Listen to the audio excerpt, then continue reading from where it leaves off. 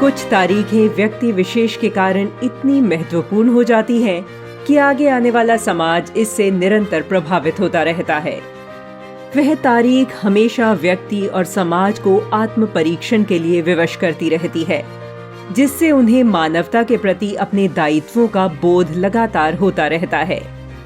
ऐसी ही एक तारीख है 12 जनवरी और व्यक्ति है स्वामी विवेकानंद। वर्ष 1863 में इसी दिन नरेंद्रनाथ दत्त का जन्म हुआ। स्वामी परमहंस की शिष्यता में ज्ञान का साक्षात्कार होने के बाद स्वामी विवेकानंद बने। वैसे तो उनका जीवन ही संदेशों से भरा हुआ है, लेकिन उनके महान योगदानों में से एक है शिकागो धर्म संसद में उनका वक्तव्य। उनके इस भाषण में एक तत्व था, सहिष्णुता। 11 सितंबर 1893 में स्वामी विवेकानंद ने विश्व धर्म सम्मेलन में अपना ऐतिहासिक वक्तव्य दिया।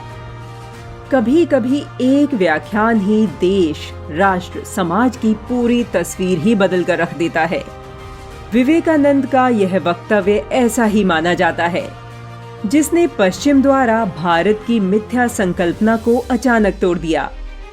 विवेकानंद के इस व्याख्यान से भारतीय ज्ञान को न सिर्फ वैश्विक स्वीकार्यता मिली, बल्कि उसे सर्वोत्तम ज्ञान परंपरा के रूप में स्थापित किया। सोमवार 11 सितंबर 1893 को धर्म संसद की शुरुआत हुई, जब एक सन्यासी जिसका मनोहारी चेहरा, कुलीन चाल ढाल और भगवा के भव्य वेश ने अपने संबोधन का पहला वाक्य अमेरिका के बहनों और भाइयों, sisters and brothers of America, बोला तो सभा अचानक ऊर्जावान होकर लगभग 10 मिनट तक करतल ध्वनि से अभिनंदन करती रही। अपने संभाषण में उन्होंने कई बातों पर दुनिया का ध्यान आकर्षित किया, किंतु आज के राजनीतिक वातावरण में उनकी 2 बातें विचारणीय हैं। पहली, भारतीय राष्ट्र की धार्मिक सहिष्णुता और दूसरी, धर्म परिवर्तन। विवेकानंद ने अपने वक्तव्य में हिंदू धर्म एवं भारतीय समाज की धार्मिक सहिष्णुता को अपना मुख्य आधार बनाया।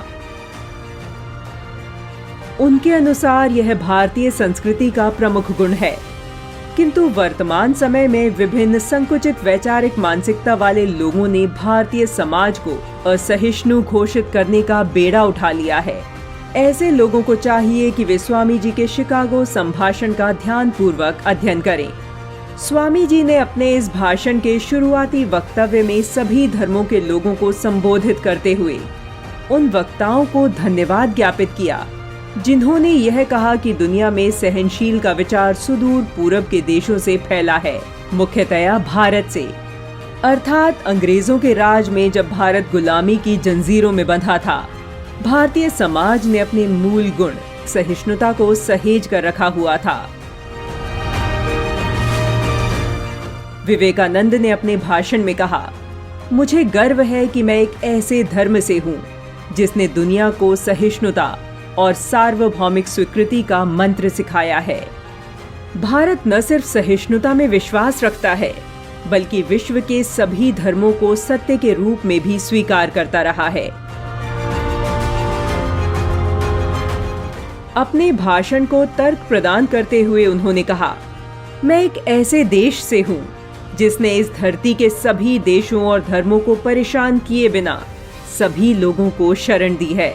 इजरायलियों की पवित्र स्मृतियां संजोकर अभी तक भारत ने ही रखी हैं, जबकि रोमनों ने उनके धर्म स्थलों पर हमला कर खंडहर बना दिया था। भारत ने महान पारसी धर्म के लोगों को भी शरण दी और आज भी वो हमारे साथ साथ हैं। भारत स्वभाव से सहिष्णु है, क्योंकि सहिष्णुता हमारे धर्म में अंतर्निहित है।